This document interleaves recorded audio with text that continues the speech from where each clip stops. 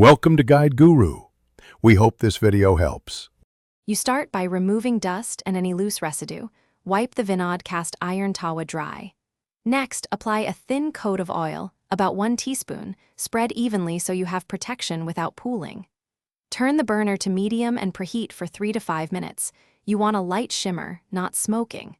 Once the shimmer appears, test with a tiny water droplet. If it skitters, you're ready. Make sure to keep motion confident so the tawa warms evenly and prevents hot spots. You now manage heat and placement. Keep medium to medium-high flame for most breads and stir-fries, avoiding constant maximum heat which stresses the seasoning.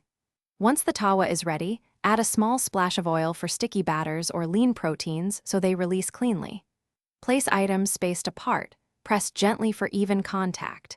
Flip items once you see a golden edge. Use a thin spatula to check underneath. This technique builds a natural nonstick surface and ensures consistent browning across the tawa.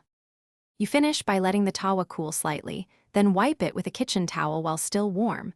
Avoid soaking or leaving standing water because cast iron can rust. If food sticks, add a little water and simmer for a minute to lift residues, then scrape gently with a spatula, dry, and reapply a thin layer of oil while warming to restore seasoning. If you see rust, scrub with steel wool, dry, and reseason. Make sure to store in a dry place to preserve the surface. Thanks for watching. Consider subscribing if we helped you today.